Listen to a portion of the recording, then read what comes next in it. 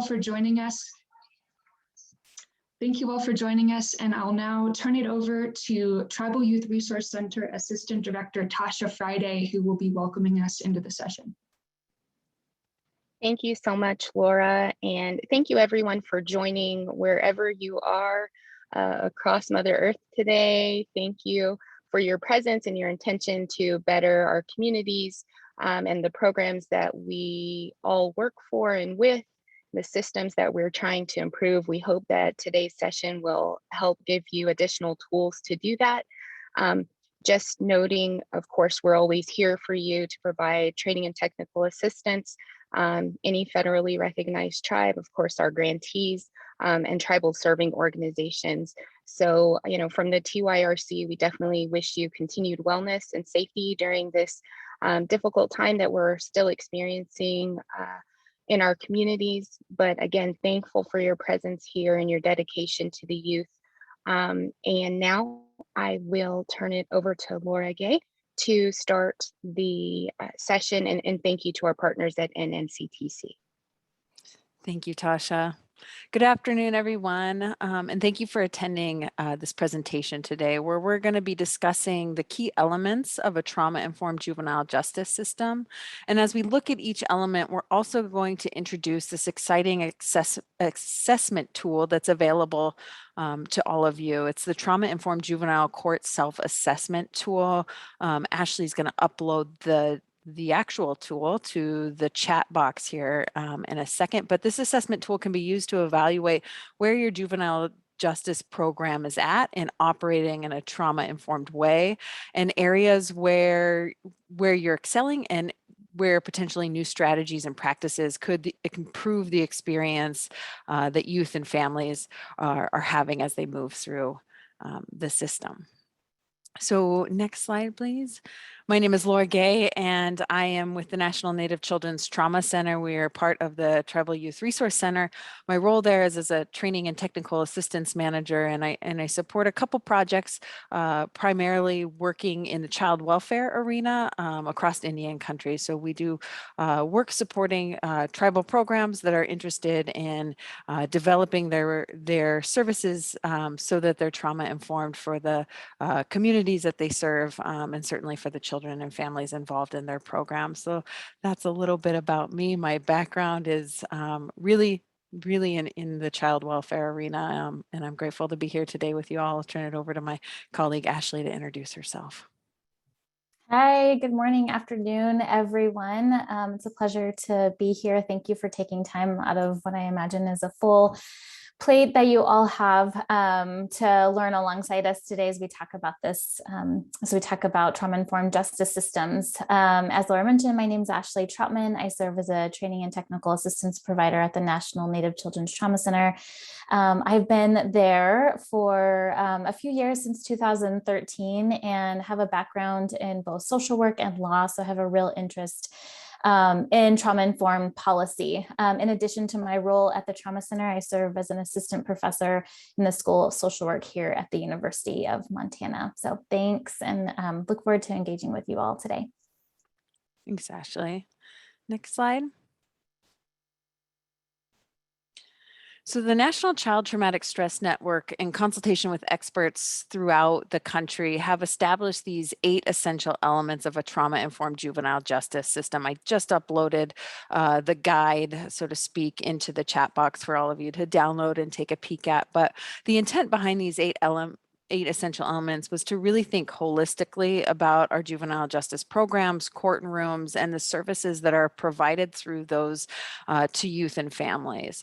The guide was released in 2016, and it offers trauma-informed policies and procedures that can really help make juvenile justice organizations safer and more effective by ensuring that the physical and psychological safety of all youth and their family members and staff working within those programs, by promoting the recovery from any adverse effects of trauma that they might be experiencing. So again, I just uploaded that for you to review.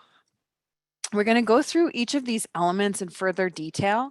And as we move through today's presentation, we're going to take as we move through today's presentation, we'll take a look at each of these elements individually, but I wanted to show you them here listed all together just to draw your attention to the spread that's covered. So it's from operational areas like policies and procedures and staff development and addressing diversity, equity, and inclusion, but it also encompasses practice-oriented areas like screening and assessment for trauma and mental health, and partnering with youth and families, and also collaborating across the various systems and programs that juvenile justice involved youth might also be connected to.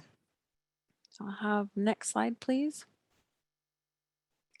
So a key challenge for juvenile justice systems is just how to ensure that those aspirational goals contained in each of the 8 essential elements are adopted, infused, and then sustained into the day-to-day operations of a juvenile justice system. So for some systems, this might involve reviewing current practices and ensuring that any trauma-specific initiatives are operationalized by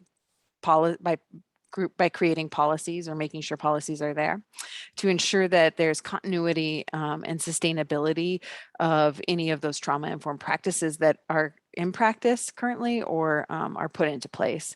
And then for other systems, the essential elements may reflect their desire to become trauma-informed, but without kind of clear guidance within that 8 essential element guide alone on how to achieve that type of system change. So to assist that, the juvenile justice systems in meeting that challenge, the National Child Traumatic Stress Network developed this trauma-informed juvenile court self-assessment tool. And the assessment tool really parallels those 8 essential elements and provides a framework to look at, to examine, review, and reflect on those different areas, and then rate the operations that are currently existing within the program or the system. So Ashley's going to talk to us in more detail towards the end of the presentation about some key things to consider for using the tool to assess your court program.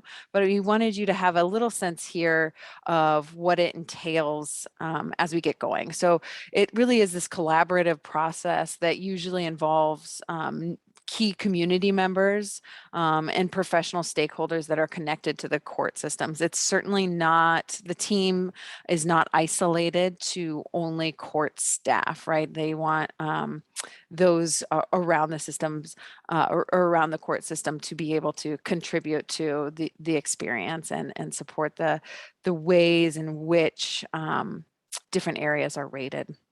So the group considers and reflects on the various questions posed within the assessment tool and the degree to which those policies and procedures are in place within their system.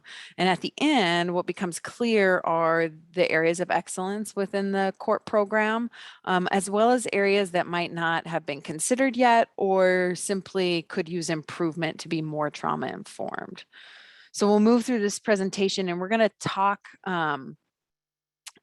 we'll provide a description for the essential element, what it means, talk about why it supports a trauma-informed environment for youth and families, and then we're going to reflect on a sampling of questions from that court self-assessment tool, just to give you all a little bit of a preview to the tool. We certainly don't present every question the group would be asked when going through the assessment process. And again, just wanted to say that the self-assessment tool has been out there and it's been used as an impetus for change in courtrooms across the country, including several tribal courts that we've worked with. Next slide. I'm going to pass it over to Ashley here. Thanks so much, Laura. So I'm going to start us today by leading through kind of the first essential element, which really centers on trauma-informed policies and practices. So really, kind of important component of trauma-informed systems are the policies that really guide practice. And so Lauren mentioned already, kind of operationalizing, institutionalizing practices in the form of policies can really support their consistent application over time, can allow a baseline where it's possible to evaluate some of the outcomes of the practices that you are implementing in your system. Programs are better able to determine if what they're doing is working. If there is, for example, a shared definition of practice and generally consistent application of those practices. Overall, the goal of trauma-informed policies and practices is to promote psychological safety for the youth and families who enter the system. So that's really what this first essential element tries to anchor into, right, is how it is that we support psychological safety and how systems are resisting re-traumatization. Individuals who've experienced trauma can experience the systems or programs that they are in to be another source of trauma. And certainly though well-intentioned, many courts or child welfare programs, whatever it might be, schools, can serve as reminders of some of the traumas that might have resulted in their involvement within each system in the first place. So it's not uncommon that certain core or program practices can contribute to the experience of trauma triggers. For example, right, consider a youth who has experienced physical abuse in the form of restraint, and maybe a routine part of many court processes uses shackles or some kinds of restraint, and that can trigger a youth and cause some additional psychological harm. So to prevent instances like that, a court or child serving programs might wish to evaluate the extent in which their policies or practices might unknowingly contribute to some of those experiences. So the court self-assessment provides some direction in terms of what might help prevent or mitigate the experience of trauma triggers in the court process. So largely focuses some on both the process and also the physical environment of a court. So some of the things you can see here on the slide under considerations, this is some of the language that's pulled right out of the tool that a self-assessment team would kind of take a look at and use as a basis for evaluation. But it asks questions like, does the courtroom or the agency have a space where the youth and the family can take a break and regroup should something in a proceeding cause them to experience post-traumatic stress reactions? And is a similar space available so that victims, for example, or survivors might be able to wait for proceedings that are apart from the alleged offender? So just to give you a sense of those are some of the kinds of questions that the tool will ask you. Also, before I forget, if you haven't seen already, we've uploaded the trauma-informed juvenile justice court self-assessment into the chat. So that is there and available to you also. The self-assessment also guides courts to and agencies programs to consider whether there are both formal and informal court policies in place that ensure psychological safety, such as I mentioned, limiting the use of restraints on youth. Maybe it's allowing youth to video into court proceedings or hearings if the court environment is triggering. Outside of the structure of the space itself, the court assessment also encourages courts to consider to what degree they're able to offer alternative detention decisions like diversion programs or restorative practices and programs. So it'd be great to sort of get a sense of how this content relates a little bit to you already. And so if you're willing to put into the chat, there's probably many programs already implementing some of these practices. So if you're willing, feel free to share in the chat what this might look like in your court or your program in your community. So for example, feel free to share whether your court has enacted policy to reduce, for example, the use of physical restraints, or maybe currently offers a diversion program. So if you're willing, just to get us sort of started and engaging with one another, if you want to put any reflections on that in the chat, that would be great. Next slide, please.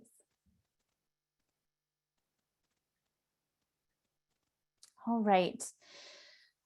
So this element continues to explore the different policies and practices that a court can use to support psychological safety, which I mentioned some already. This particular component of the assessment focuses on training provided to all staff working within the court system.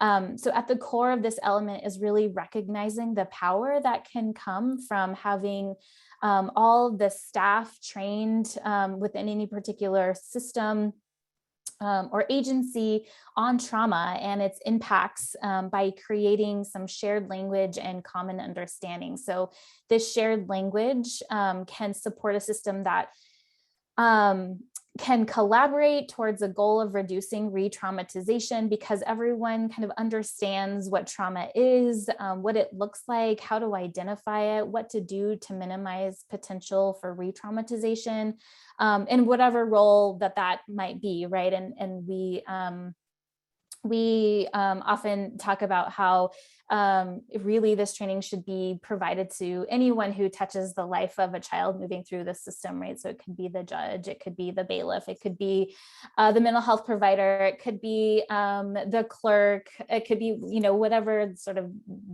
however that maps onto whatever system or agency or program that you're in. We really support this shared language, building the shared language and understanding amongst a wide variety of people within a given system. And we think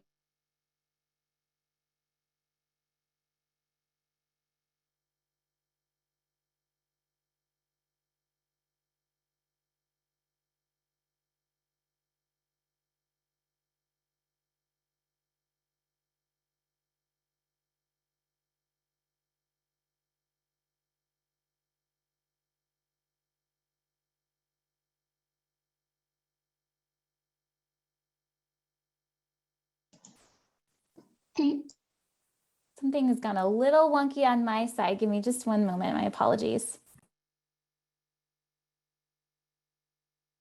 No worries. It looks like you unfroze and we could see and hear you for a second.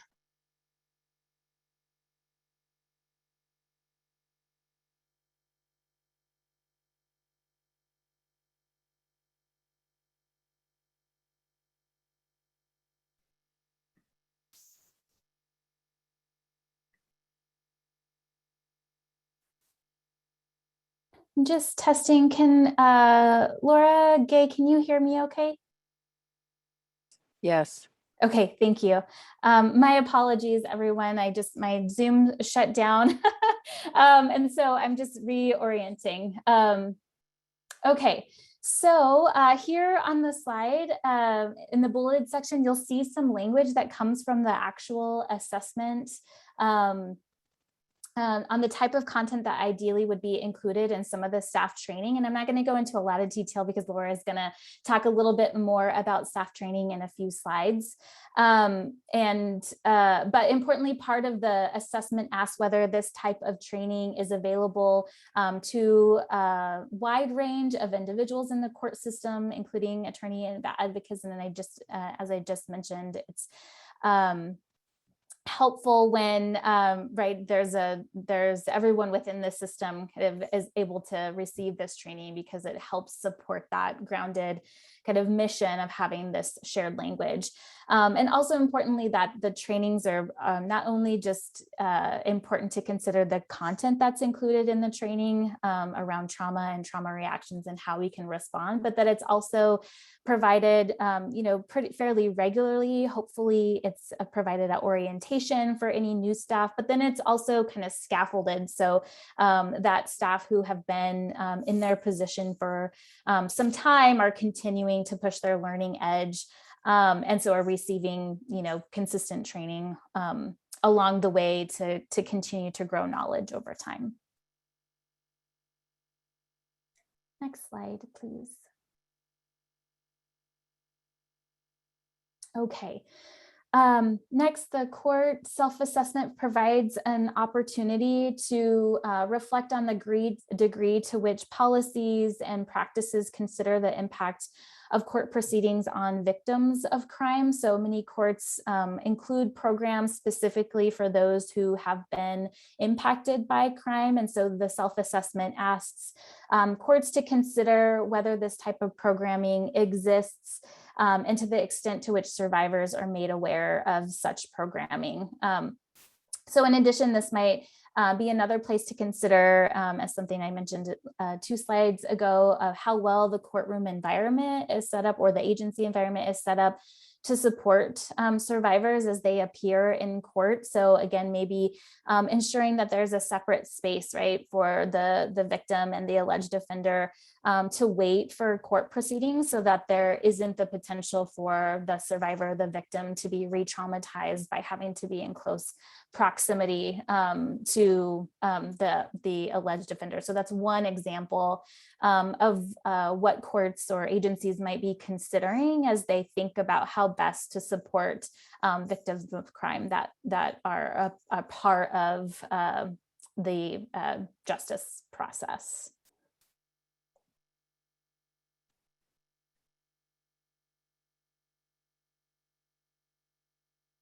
I was just wanting to come back to the chat to see if anyone had included some thoughts there on the question that I had posed around different things being implemented in your court systems across the country. And so I appreciate some of the comments already about just some of the unique challenges that are experiencing right now, many courts are experiencing right now because of COVID. And also just what I imagine is on your plates as you wade through being able to attend a training like this, right? So yes, will the PowerPoints be available? Thanks, Laura. Yes, the PowerPoints and recording will be shared with attendees after this session, so this information will be available to you. Thanks to everyone who's able to be here, and hopefully we can support you getting more access to this information after today. And Tony, if we could go to the next slide, that would be great. Okay, so another component of a trauma-informed system is trauma screening. And we know that at least in one study of youth who have moved through the juvenile justice system, that about 93% of youth in the juvenile justice system have experienced one or more traumatic events. And so given those statistics, we can assume that many of the youth who appear in court have experienced trauma. However, we also know that not every youth who experiences trauma has going to suffer from post-traumatic stress or trauma-specific reactions as a result of that exposure. And so what trauma screening really allows us to do is better understand how an experience of trauma is impacting any particular youth, including providing some insight into how the experience of trauma might have contributed to the offense that brought them in front of the court. Trauma screening also asks questions about exposure events, so past incidences of trauma and traumatic stress reactions. So for example, it might ask a youth to identify from a list of experiences of trauma, such as witnessing violence in the home, for example. And then we'll ask about symptoms aligned with post-traumatic stress reactions. So maybe behavior problems that are outside the norm for that particular youth. Or interpersonal problems, intrusive memories or nightmares about the event, or an exaggerated startle response, for example. The results of the screen can then really help professionals determine whether that youth should be referred for a comprehensive trauma-informed mental health assessment, which I'm going to talk a little bit about in a couple slides. The court self-assessment helps walk through some of what courts might want to consider as they evaluate implementation of trauma screening. trauma screening, unlike clinical assessments, can be administered by a wide variety of professionals. They don't have to be licensed clinicians, for example. However, it's really, I think, important that those who are administering a trauma screen have an understanding of trauma, the potential for the screen to create some discomfort. It can potentially cause re-traumatization or trauma triggers. And so for anyone who might be implementing that screen, it's important for those professionals to understand what those trauma triggers might look like, how we can respond in a way to support the wellness of any particular youth, and in order to align us with supporting and promoting psychological safety.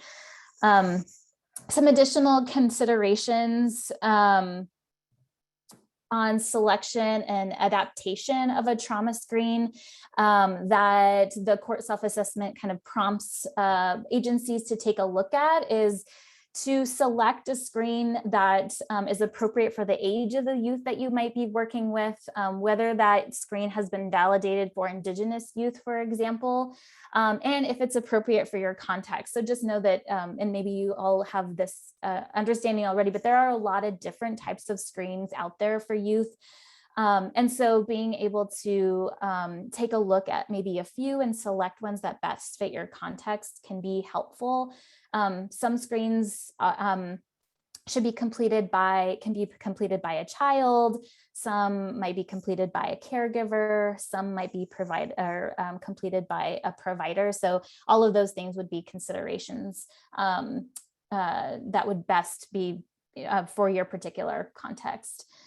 And then adaptation, I think, is also really important in thinking about screening. So including cultural adaptation. So there may be components of a screen that you want to change in order to better reflect the cultural values within your community. I think also language can be really important. So are there pieces within the screen that you would want to change so that it better reflects or maps onto the traditional language used within your particular community?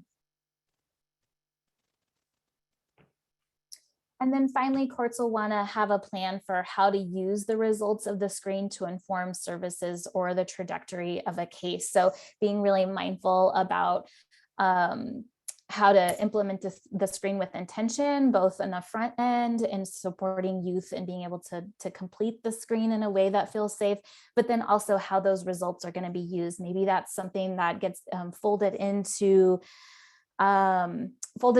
the court process when you're thinking about disposition of any case. Where is this going to go next? What might this youth need in their case plan that aligns with what we can see in terms of the results of the trauma screen? Next slide, please. Also, while we're switching on to the next slide, I'm going to take a look at the chat. I have an active work group that's multidisciplinary to score out the assessment and then report out our findings and reasonings. We're writing a trauma-informed policy and incorporating into our existing policies. Wow, Melinda, thank you so much for sharing that. So it's great. It's great to hear that there's this work that's already happening out in the community. It would be great as you feel comfortable to engage in the chat as we move along today. Anything that you have found successful in your implementation of trauma-informed policies would be great. I know that it's always so helpful as we walk through this content to be able to anchor what we're talking about here on the slides into this real world lived experience that you all have out in your communities. And so as much as people are willing to engage in the chat and talk about how this looks in your communities, I think that can be really helpful to everyone. So thank you. So as noted on the previous slide, based on the results of the screen, referral for additional supports might be needed, and that could be clinical assessment or maybe therapeutic services, some other type of program your community has determined supports the healing of youth who have experienced trauma.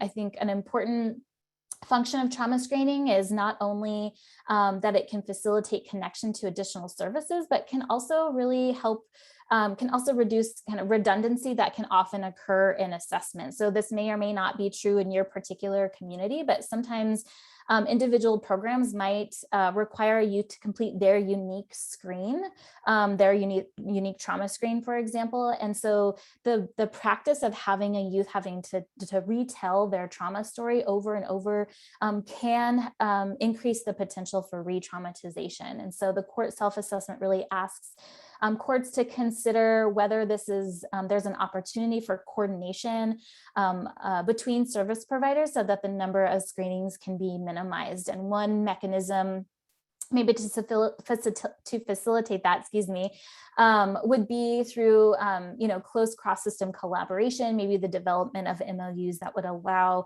a protection of confidentiality, but also effective sharing of information so that we're reducing the amount of times that a youth might have to be assessed or be screened for trauma.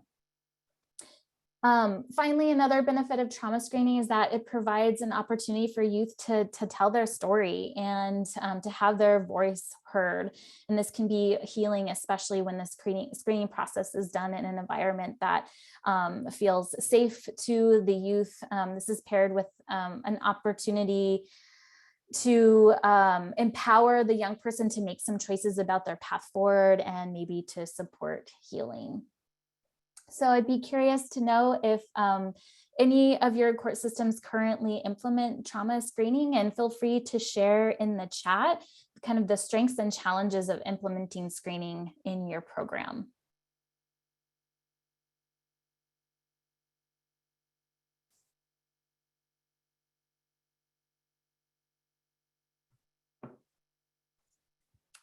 Okay, I'm just monitoring the chat.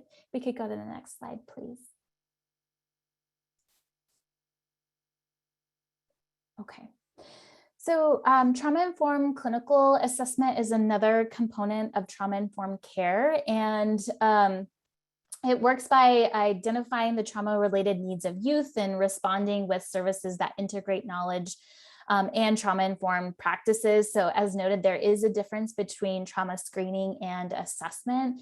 Generally, screening is used to identify a youth who has symptoms of trauma and whether they might need to be referred to a more clinical assessment. And again, the trauma screening can be completed by a frontline worker, for example, with some previous training in trauma and how to be aware of and support the trauma-related needs of any youth that they might be working with as they provide that screen.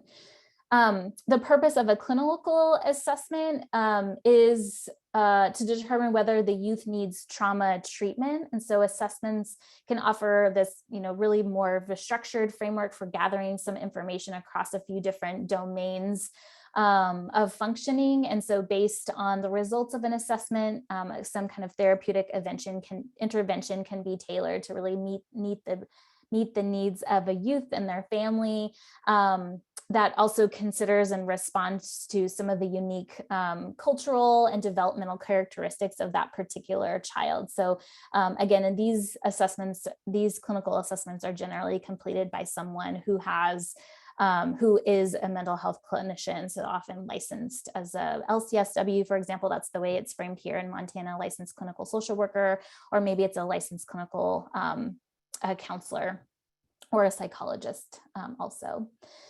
And I think really importantly to know that not all clinical interventions, not all clinical assessments are created equally. So there are clinical assessments out there that don't necessarily take into account trauma, and there are clinical interventions out there that may not be, that may not have a focus on trauma and recovery from trauma. And so just important to be aware of evaluating any kind of clinical assessment and clinical intervention to ensure that it is trauma informed and has that particular focus when working with youth who are moving through the system. Next slide, please. Okay, and this slide really details some of the considerations the court self-assessment offers for those programs who are interested in implementing clinical assessments and interventions. So during the evaluation process, the court self-assessment evaluation process, a court might want to consider the extent to which the assessments used make connections between past experiences of trauma and current functioning, and what kinds of interventions are offered to youth and how those interventions are tailored to meet the unique needs of youth. So an example, do they fold in cultural practices and ceremonies as a component of treatment? Are they offered in the youth's traditional language, for example, if that feels most supportive for the youth and family who are being asked to complete the clinical assessment? Are they tailored to meet the youth where they're at in terms of developmental level? I think something we often talk about when we talk about trauma is that the experience of trauma can really impact a youth's development over time. And so interventions and assessments that take account of the ways in which trauma can impact and disrupt development can be really helpful because then you have an assessment or intervention that really is meeting the youth where they are, including where they might need support in terms of getting development back on track. Finally, as discussed also on the previous slide, not all clinical interventions are designed to address trauma. And so the court self-assessment kind of reminds programs to review interventions to ensure that they support the reduction of post-traumatic stress reactions. So that's just a few thoughts on kind of policies and practices, trauma screening, clinical assessment and intervention. And with that, I'm going to turn it over to Laura, and she's going to talk a little bit more in more detail about staff training. Thanks, Ashley. I'm ready for the next slide as well. So one of the common standards of care that most juvenile justice systems aim for is to offer trauma-informed services to the youth and families involved, right? But really, before programming can be trauma-informed, staff have to be equipped with knowledge about trauma, what it is, how symptoms of trauma can get expressed in youth and families, how most coping mechanisms, as problematic as they may be, have served to keep that youth safe in the past, and what the research-based approaches are that actually help youth to rewrite their script so that they can begin learning more positive coping skills and start to thrive in their homes and their schools and communities. So staff also need training on trauma responsive skills that support healing. So I think we fall short often when we provide training on what trauma is and what it commonly looks like, but don't go that step beyond to teach what are the strategies a person can use to build relationships with youth in the face of trauma, to teach youth new coping skills in the face of trauma reminders all around them, especially when those maladaptive coping skills have been so ingrained into a youth's daily routine. So when staff at all levels, and I mean all levels, not just case managers or detention officers or those kind of key personnel that work directly with youth, but also our transportation folks, our front desk personnel, our clerk of courts, those sorts of folks, and all these people have a foundational knowledge base about what trauma is and what its impacts can be, as well as the skills needed to have productive interactions with youth and families. Then we begin to see programming really embody that trauma-informed approach that universally most programs are seeking. Excuse me. So some of the foundational elements of a trauma-informed system that we see programming and staff education contributing to are this continuous act of realizing just how prevalent and widespread the impact of trauma is, and then being able to respond to that with that trauma knowledge and trauma responsive skills that the person interacting with the youth and family has. So trauma impacts almost every youth involved in the justice system, right? But it also impacts staff who are working within the system and the professionals who interact peripherally with the system, like the therapists, like school teachers, like mentors within the community. So it also can impact the organization's functioning as a whole, right? So we know that when an organization is highly stressed, right, and working in the trauma world, that we see systematic functioning get reduced as well. So when we have the skills to recognize a youth's trauma triggers and can avoid them by reducing the stimulus in the environment so that it's more calm, or by managing those personal skills like managing our own affect, we're increasing both the physical safety a youth experiences, but we're also increasing that felt sense of psychological safety. So that safety to express and share what emotional experiences they're having, and have an adult be able to validate that and support them through that. Next slide, please.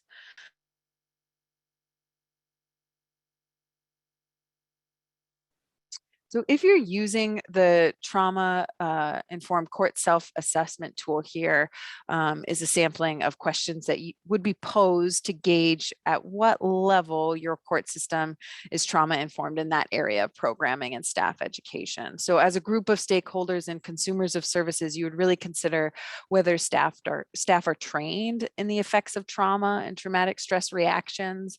Are there continuing professional development opportunities that are available around trauma and resiliency related topics? Is there specific training on the impacts of historical trauma and the role that systemic racism and general oppression play and throughout our justice systems across the country? So one of the questions I have for you all, thinking of this programming and staff development area, for those of you, and if you wouldn't mind chatting this into the chat box, that would be great. So for those of you who have a process for training new hires and providing continuing professional development, what are some of the benefits that you've seen from that for the staff or the youth receiving services, or maybe the programming as a whole? What are some of the benefits you have seen from providing that onboarding of trauma awareness trainings and skill-based trainings on how to react and respond when a youth might be triggered? So if you wouldn't mind chatting that in, that would be awesome. A few other things to consider when thinking about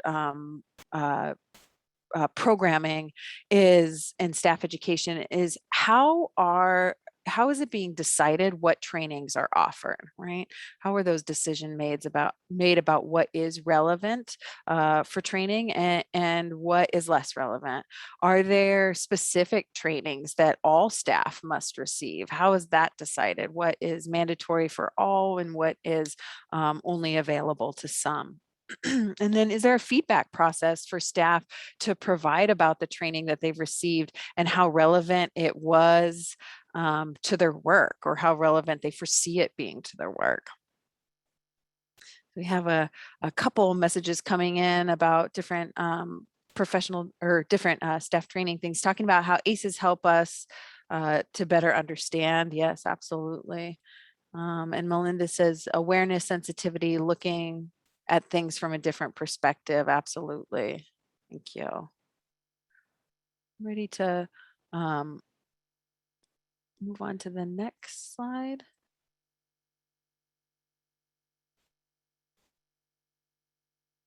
So we know that working with youth and families who have experienced trauma is really challenging, right? It's challenging because of the daily experiences that staff have while working with youth. Youth who have trauma experiences have significant struggles, and that can manifest in really challenging behaviors. And it can also be hard working with families who are naturally distrustful of the system, and by proxy, you, the person in front of them who represents that system. So the day-to-day alone can really take its toll on a person.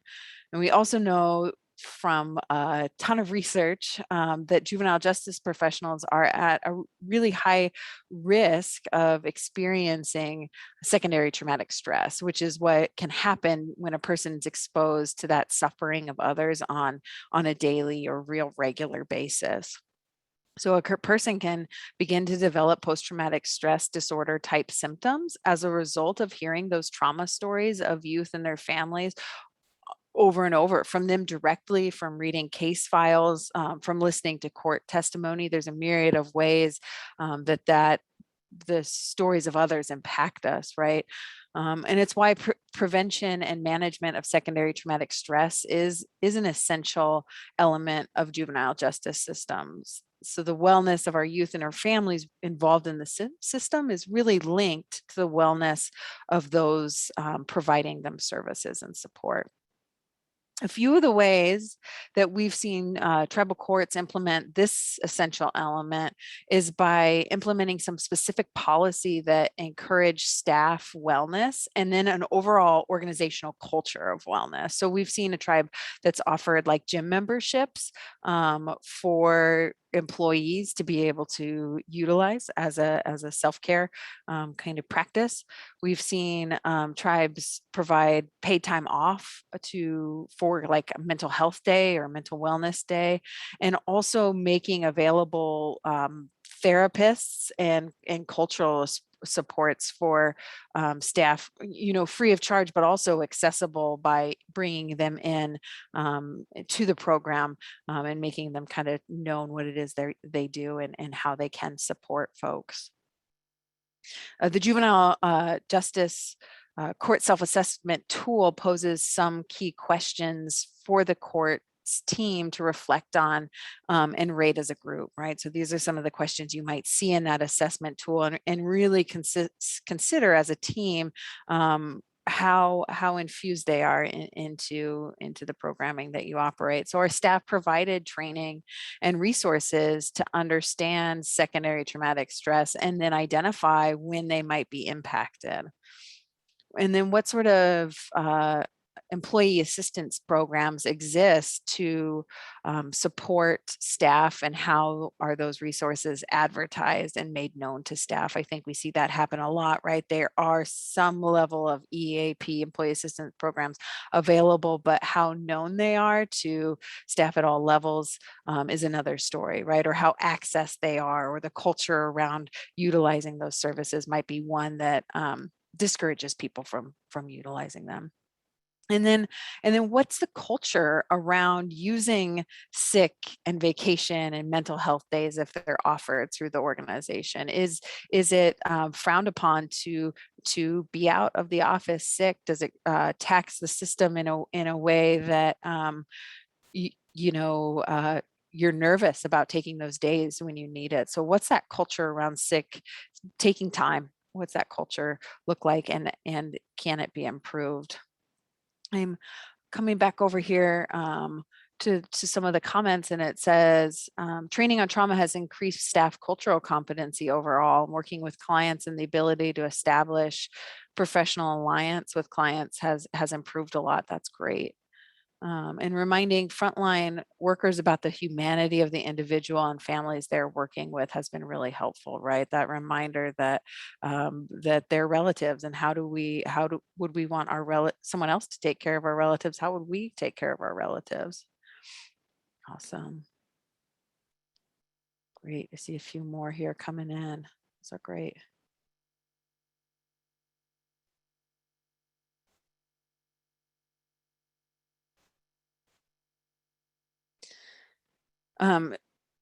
So trauma experiences can often involve feelings of powerlessness, or having no control over your safety or your destiny, what happens to you. And that continued experience over time can lead to isolation, really as a means of self-protection. And oftentimes there's a reasonable reluctance to trust or cooperate with those people and systems who say they're there to help, right? So an element of reversing this isolation and distrust begins by engaging youth and families as partners. And then, of course, it's all while maintaining that boundary of the legal system's authority. But when youth and families can partner in the assessment process, in decision making, in their service planning, they're more likely to really be bought in and willing to to engage in the services before them. So this is true of youth who experience trauma, right, and whom are involved in the juvenile justice system, but that need for autonomy is also true of human beings in general. It's simply that the stakes are higher for youth who, without intervention, will likely increase their risk-taking behavior and become more involved in the criminal justice system as they age. So we need to look for opportunities that give control back to the youth and families when it comes to identifying what their needs are and what their goals are for being in the program, for their future, whatever it might be. And then we also need to hear from them what supports will really help them get there, regaining and then maintaining that sense of autonomy and control over their destiny reduces that kind of ingrained reliance on coping strategies that aren't helpful, like defiance, like blaming everyone else for all the things happening to them and going on in their lives, like using substances to dull the experiences that they're having or forget the traumas that have happened to them. So partnering with youth and families as an essential element aligns with the overall tenets of a trauma-informed system approach, in that it provides space for youth and family to have voice, to have choice, offering the tools and support they identify as needing to be well, to gain some wellness. And it also has that spirit of collaboration and mutuality, and that power is shared where it can be shared. So youth and families are viewed as the experts on their lives and then trusted to guide their services in a way that they know will best support them. Yeah. Okay, next slide, please. So I'm just wondering in the chat box here again, if anyone, if some of you would be willing to share ways you've seen juvenile courts or juvenile justice programs partner with youth and families in a way that's produced some positive outcomes. So maybe different strategies that have been used to partner with youth and their families, and or some of the outcomes you've seen as a result of that. Some questions to reflect on now, and then also that the court self-assessment tool would ask you if you were using it as a means to gauge where your program was at, or to what degree do youth and families contribute to their service or case planning, right? How are those case plans made? Whose voices are made heard and can be heard throughout them? Are youth and families able to identify adults who are supportive in their lives, and then also have those people included as appropriate within their case plan? So if a youth identifies a relative as being helpful to them, as being their safe person, as being their safe place to go to talk about what their experiences are, how can that person be incorporated into their case plan process so that they can access them as a support when they need to? And then does the court actively seek out and include input of youth and families to improve the experiences, the services, and ultimately the outcomes of future youth and families who will be connected to this system? So what is the feedback that programs are getting from the actual consumers of the services about what was helpful and what was not? So I see a few here coming in. Language is important, so using care plan instead of case plan might be good. Good. Absolutely, language is very important. Okay. So Angel said, in-home family counseling has allowed parents to share with children that they have also been victims of trauma, right? So creating environments where it's safe to share experience and create kind of that shared understanding of each other. Yeah, so the differences between having a formal meeting versus like a talking circle to help identify what the needs of a family and students might be. Great. Thank you for those. I'll have you move to the next slide, please.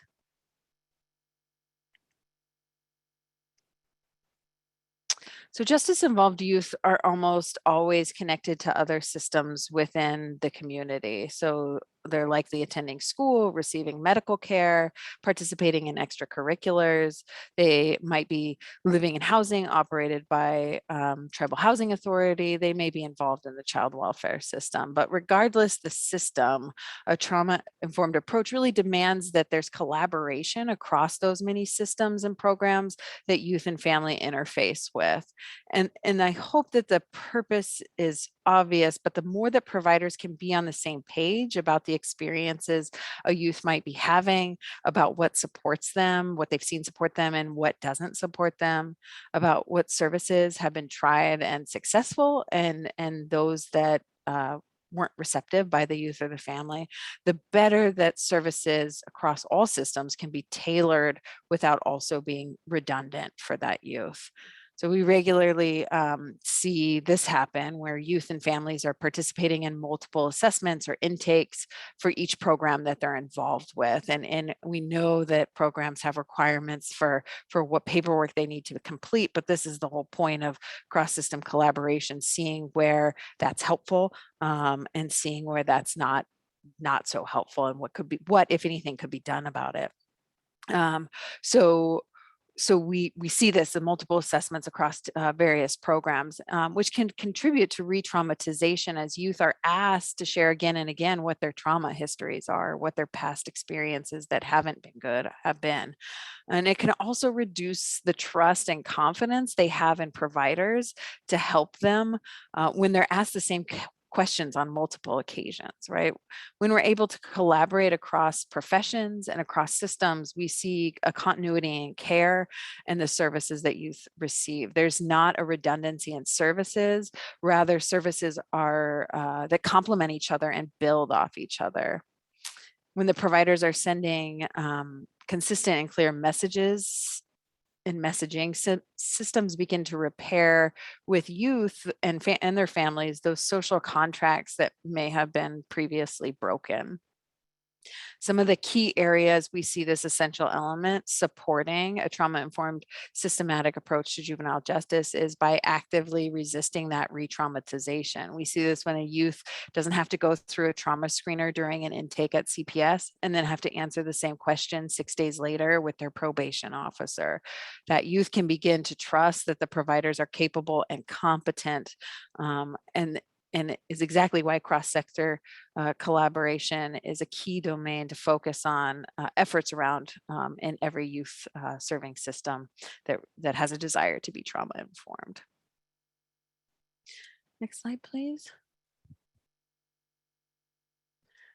Okay, so my question for you all here in the chat, or things to think about, and in really the spirit of the questions that this portion of the assessment tool would ask are, what collaborations across systems do you know of that have been successful? And what do you think specifically contributed to that success? What made some partnerships across programs, across professions be successful? So go ahead and chat those away if you wouldn't mind sharing. And then a few of the questions that the self-assessment tool will pose. And again, just a reminder, these are like just samplings. You'll see in that PDF document that we've put in the chat a couple times now that that there's numerous questions asked under each essential element that get at kind of a wide array of areas within each essential elements. But a few within this one are, what partnerships exist across the numerous programs and systems where youth are involved? To answer that question, somebody put it in the chat and was in my notes to say, so really, really good there, is eco mapping, where your team can create a visual of what these partnerships are, and then maybe even add that extra layer to the visual where you can assess to what degree those partnerships are supportive or not, right? So it's always helpful to know what connections exist out there between agencies and programs, and also which partnerships are really productive, and those that you know, everyone, if they were answering objectively, would say, yeah, we need to work on that. We need to work on that partnership. And then what, of course, does information sharing look like with various partners? Are there interagency agreements that allow for information sharing while also preserving confidentiality and the need to maintain privacy for our youth and families, especially when they're in small communities where it's likely that many people around the table would know the family that you're talking about. So let's see a few things that came in. Sustaining connections is tough when turnover of staff and organizations that don't have enough funding to maintain staff consistently. Absolutely, we talk about that and hear about that with a lot of regularity. How do you create these effective partnerships when people are coming and going? For sure, one of the things we've seen people do to combat that, though it's not a perfect solution or a full solution, is creating kind of interagency agreements that stand the test of time and people. So what do we want the partnership to look like over the course of time? And then as new people come in, that can be something that's referenced and perhaps modified and adapted over time with new people, but something that acts as a starting place when that turnover does happen. Open and transparent communication with inclusive conversations. Everyone's thoughts and voice matters. Absolutely. Someone asked what an MDT is, which is multidisciplinary team, which puts me back up at another comment. Our Child Advocacy Center maintains a multidisciplinary team that does great work around child survivors. Absolutely.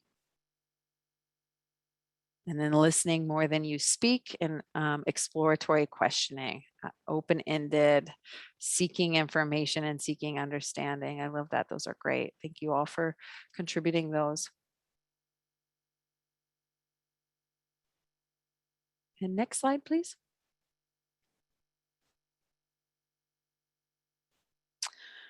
So Indigenous youth are overrepresented in the justice system, and they're also more likely to stay justice involved than their white peers. And we know that juvenile justice systems that are trauma informed are really in this continuous cycle of reviewing and reforming their programming, their policies, and their practices to try and reduce the disparities that are present. So disparities including race, cultural identity, gender identity, sexual orientation. It might be physical abilities, developmental functioning. There's really quite many things that we see present as disparities when we start looking at the justice system. But in addition to reflecting on the policies and programming that might contribute to disparities, trauma-informed juvenile justice systems work to also implement policies and practices that acknowledge and honor the diverse and unique needs of all the groups of youth who are served and the various identities that they feel connected to. So there might be specific needs that a youth has related to their identity, and processes that help identify these needs in a way that supports the youth feeling safe while also getting what it is they actually need, helps to minimize that risk of re-traumatizing a youth or exacerbating their already existing traumatic stress reactions. When we think about addressing disparities and diversity, that really aligns with several key elements of a trauma-informed system. Largely, it works to create safety for youth and their families. Indigenous youth and youth of color, including their families, don't feel safe interacting with agencies and systems that have this history of removing, of overcriminalizing, and failing to secure justice for their relatives. And we know that westernized systems have racism embedded into their policies and procedures. So identifying where that continues today and seeking ways in this kind of methodical, systemic way that is ongoing, that's sustainable, seeking those ways to change it will slowly begin to kind of reduce that active traumatization that happens simply from entering into the system. Next slide, please. Yeah. I just wanted to pull out here Lisa's comment. I think it's important to say that there are forces working against Indigenous communities, and one step we've taken is to advocating for no police in schools so that we can curb the school to prison pipeline. That's amazing, Lisa. Thank you for sharing that.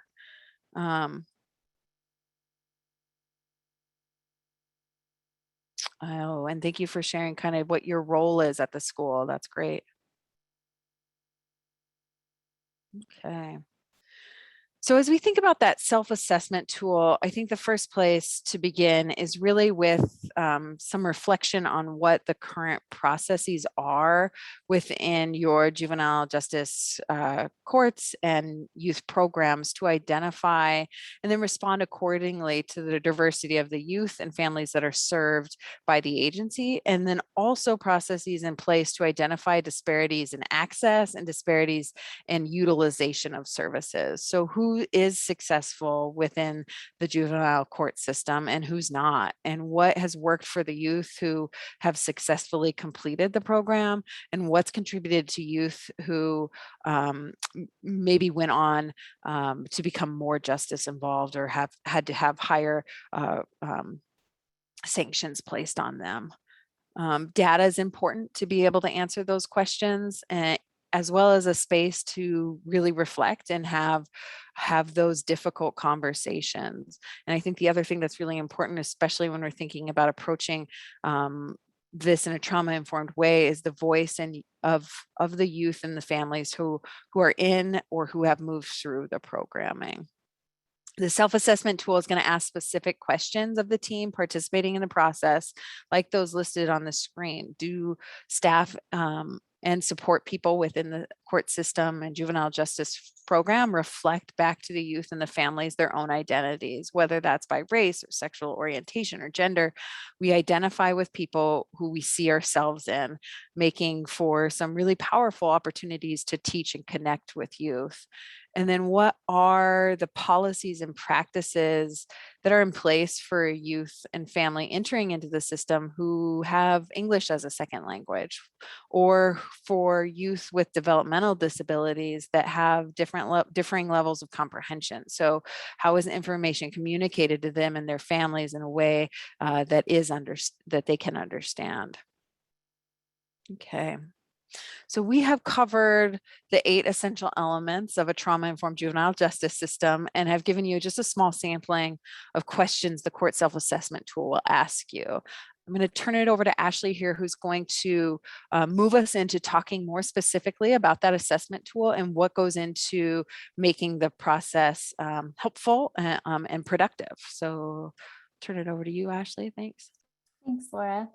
Yeah, so as Laura mentioned, we've talked about some of the major components of what is evaluated in the court self-assessment, and then the next few slides until the end here is really trying to detail what the actual assessment process can look like. So, can we go to the next slide, please, Antonia? Thank you. So the first step is in thinking about conducting the self-assessment is, or at least what's sort of suggested by the court self-assessment tool, is to develop a self-assessment team. And so Laura mentioned this kind of at the start of our presentation today, but that team will really guide the evaluation process, including rating different elements of the evaluation. So some things to consider as you develop the self-assessment team is to include representation from a variety of different systems, as Laura mentioned. So you might want tribal juvenile court judge, juvenile probation, mental health providers, schools, staff from any diversion programs, law enforcement, healthcare, prosecutors, defense, advocates, and really importantly, also the youth and family who are often moving through the system and have really experienced the system, because what we know about people who have experienced the system is that they can also offer a lot of helpful information about what it is like to experience moving through a particular system, and so what can work and what won't work. Once the team is developed, you'll want to determine kind of which elements of the court assessment to evaluate. So you might want to look at all elements. So you work through trauma-informed policies and practices all the way through the end, addressing disparities and diversity. Or it could be that your agency might want to focus on just a couple of elements. So maybe staff training and trauma screening, for example. The court self-assessment then kind of asks programs to determine where they are in this continuum of practice. So you might take trauma screening, for example, and consider whether either that's maybe not currently a practice, so no one has knowledge of a policy practice or procedure that provides trauma screening, or perhaps it's a practice under consideration. So your court or your agency has been discussing that, it's considered for development, but it's not currently a part of routine operations. Maybe it's an informal practice, meaning it's not a part of formal court operations, but it is used kind of on an ad hoc basis by staff. Or maybe it's a formal practice, meaning it's a routine part of the formal court operations, and relevant staff are trained and supervised and outcomes are monitored. So that's kind of just to give you a sense of what the rating kind of element benchmarks looks like on a continuum. So a self-assessment team would kind of take the element that you were focusing in on, use some of those questions that we illustrated in the last few slides that we've talked about, and rate whether it's not a current practice or maybe it's all the way to a formal practice. So that's a little bit of what the evaluation process can look like. Next slide, please. After the benchmarks have been rated, then the self-assessment team can review those ratings and come to kind of an overall conclusion as to whether practices benchmark are considered trauma-informed, or whether elements of trauma-informed care have not yet been considered, or maybe they've been implemented informally, as I mentioned, kind of on an ad hoc basis. And so once that is complete, the team can take a look at the framework here and come to an overall conclusion as to court practices within each particular element. So I'm not going to go into a lot of detail here for each component of the work of the framework, but just to give you kind of an example, maybe a court determines that they're in the preparation phase for implementing a trauma screen. That would mean that the court has been involved in some initial planning for implementing screening. Maybe they've talked through some of what the barriers and challenges to implementation has been. And then they talk through some initial steps to be taken to kind of overcome some of those barriers. But maybe there has not been a systematic, protocol or consistent effort to implement the practice throughout the system. And so the framework can then be useful in thinking through how to move the practices along the continuum. So the self-assessment team might then spend some time brainstorming, how is it that we move from, preparing to implement a trauma screen all the way to the implementation phase. And so that might include getting buy-in for the practice from leadership or other key stakeholders, or maybe it's developing a support system where you're partnering with different experts or developers of the trauma screen or other communities and courts who have implemented trauma screening. Maybe it's connecting with youth and families to ensure that the practice would be a good fit for them. Maybe it's identifying costs and funding sources, considering maybe what outcomes the court may want to see and how those outcomes might be tracked. Those are all some of the components of what you might want to look at in terms of what might be good next steps in order to help move the implementation along this kind of implementation phase. And I'll say that all of this information that I'm giving you now is right in the court self-assessment. So just know that that's in there for you. I know we're getting certainly into the weeds of the assessment process. And so just know that that's there for you to go back to and review as you hopefully maybe your court or your agency is going to consider implementing the assessment moving forward. Next slide, please. So once those evaluative components are complete, it can then be helpful to develop a plan, a strategic plan for moving forward. And so this slide really details some of what might be included in the strategic planning process. including some identifying some priorities for change. And so the self-assessment team and information that might be gathered from other stakeholders can help guide what makes sense as a place to start. So those of you who work in the system or have experienced the system know that context really the best. And so you're well positioned to kind of figure out what change efforts are needed first. So, maybe you decide that, staff training is really going to be your priority first. And so that is where your self-assessment team might put their energy into creating a strategic plan that considers how it is that you move those efforts along. And so once those priorities have been identified, the team might develop a list of concrete tasks to undertake, along with a timeline for completing some of those tasks. And I think this too is really best informed by those who are intimately engaged in the system, given that they know all the different, demands placed on people's time and what might be reasonable in terms of time dedicated to those efforts. And there is a strategic planning worksheet included in the self-assessment tool that can help guide the planning process. Next slide, please. So we've gotten into just those last couple of slides, kind of into the weeds of the evaluation process. But I think, equally important for the self-assessment team, the court, the agency, the system who's engaged in this evaluation process, to ask some of these also kind of larger questions regarding capacity and strengths as they develop the strategic plan. So really important to think about how we assess organizational capacity, what's really realistic in terms of the time that an agency, a school, a court might be able to devote to these efforts, both the evaluation and also the strategic planning. Are there gaps in who or what is needed to make some of these changes? For example, you might want to ensure that someone from the court or the agency who is able to make some final decisions about proposed changes is included in the strategic planning process or somehow folded into the overall evaluation process, so that, right, it's those individuals who have to kind of put the stamp on whatever changes get made moving forward or incorporated into the process can be right, helpful in overall kind of efficiency in moving the process along.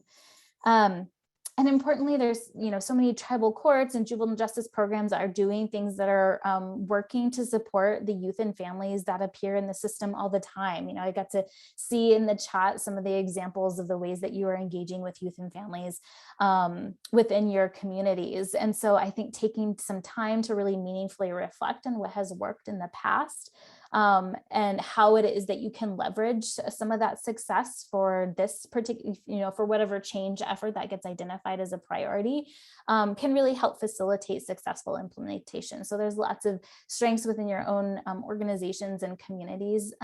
So taking some time to really reflect on what those are and how you can fold those into this process, I think can also be helpful. And then finally, the court assessment offers us this, this point for consideration, and that is to really be truly trauma-informed. Implementation of new practice should also be trauma-informed. And so that might mean including stakeholders from all groups who might be impacted by the change that's going to be implemented. Maybe involves frequent and open communication about what's being implemented and why and when and how the process is going and how it's working. Allowing all participants to provide some feedback and receive answers to questions or concerns that they might have, and then addressing concerns or suggestions that stakeholders raise. So I think when I reviewed the self-assessment, I was glad to see that in there, that not only should the practices that we are implementing with those that we serve in our system are trauma-informed, but our own process for evaluating and making those changes can also be trauma-informed. And so I appreciate that the self-assessment provides some considerations for that too. Next slide, please. And these are just some final thoughts on understanding, communicating timeline and scope. I think much of this I've talked a little bit about already in terms of implementing the evaluation process. Essentially, it suggests that, the determinations made about the scope of the assessment, what's going to be prioritized, what the timeline of the assessment is, should be really clear to everyone in the system, hopefully, maybe, and also well understood, so that there's some transparency in the process. And, to facilitate that understanding, orienting all staff kind of in the essential elements of a trauma-informed juvenile justice system. So those elements that Laura started us off with at the beginning of the presentation can also be really helpful, right? It's creating that shared language, that shared understanding of why it is that you might be doing what it is that you're doing in the assessment and your change efforts. And so the more people have that shared understanding and shared language, I think maybe, the better people are able to participate and ask questions. And it just maybe removes some of the mystery out of what it is that is happening in these change efforts. I think change efforts can sometimes be really challenging. And so the more transparency that there can be, the more understanding people have about the goals and what it's going to look like, and what the why, I think, the better. So next slide, please. I think that is the material that we have prepared for you today, but we certainly want to make sure that we have just a few more minutes left, and happy to answer any questions that you might have. So feel free to put any lingering thoughts that you have in the chat about anything that we've covered today, or specific questions that you have. I know some of you, have talked a little bit about or put into the chat that you're developing your own trauma-informed policies. So would be love to hear if there's any thoughts, words of wisdom that you have to share with others in terms of what that process has looked like for you, strengths, challenges, resources that would be helpful. We'd love to hear any of that.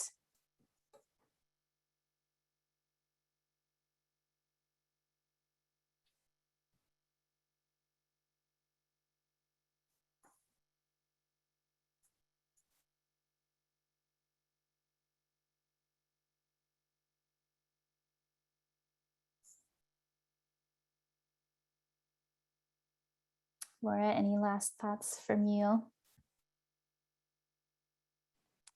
No, as always, I would just say reach out to the Tribal Youth Resource Center if this content seems like something that would support your Tribal Juvenile Justice Court or youth program. And we're here. And I'm hoping Laura Smith, if you might, or Antonia, if you might be able to pop in the TYRC website into the chat so folks have that. And of course, here comes a survey. But I just wanted to say thank you, everybody, for your time this afternoon and for the work that you all are doing out there within your communities to support youth and families. It really is oftentimes thankless work. And I think, yeah, that we're going to be a better place because of the work that you all are doing out there. So thank you for being here, and until next time. All right, it looks like we did just have one question come in if we do have time. David asked, what kind of virtual resources are being featured for victims during the pandemic?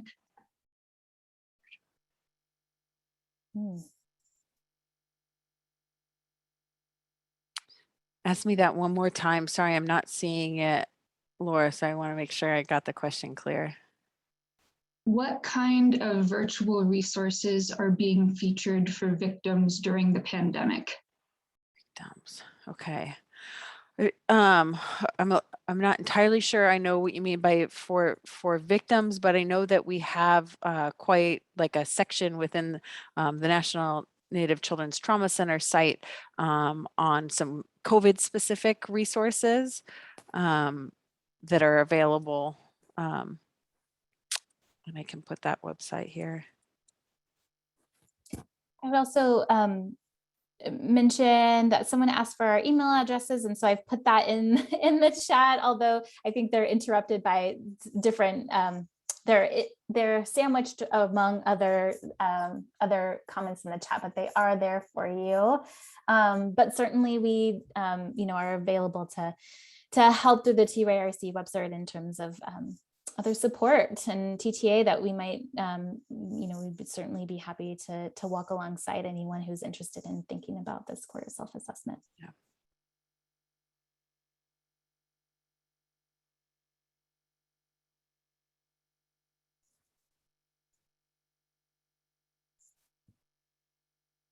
I see a question from David. How are victims able to utilize services while in-person meetings are limited due to COVID? I think we've seen people get creative and try all sorts of different things, whether that's through Facebook or Zoom meetings or, social distanced events. I think it all just depends on what makes sense within your community. But yeah, we've seen folks try all sorts of things, but that's certainly a webinar in itself, or some peer connections we can make.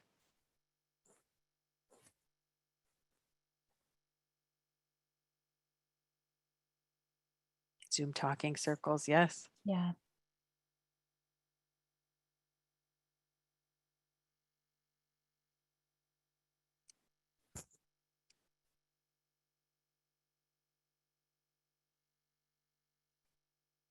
Just had one more question come in. Grace asked, can you provide some example about how the trauma information is used by courts?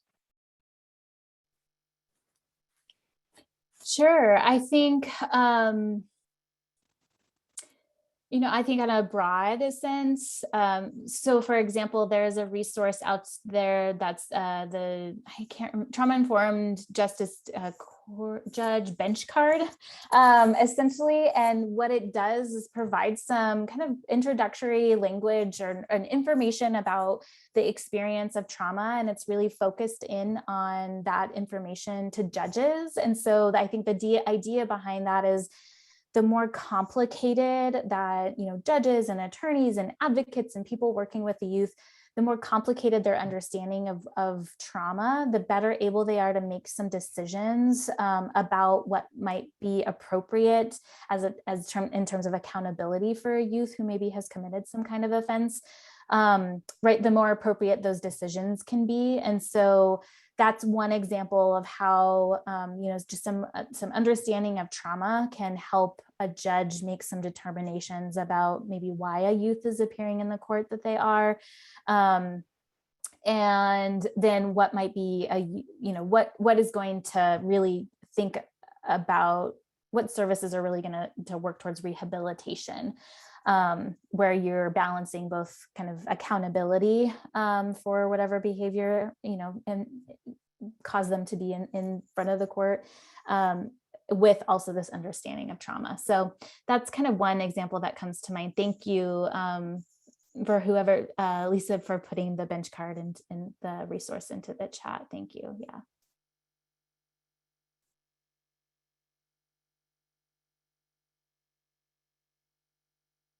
Good question. I appreciate that.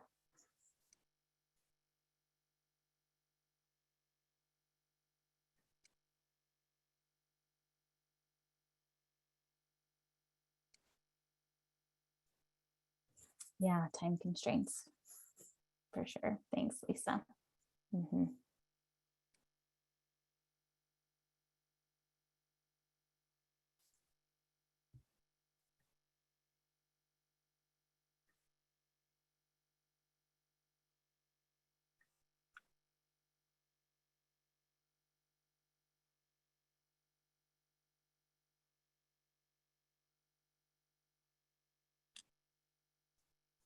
Well, Laura asked, I don't see any other questions unless I've missed them. Nothing else in the chat. So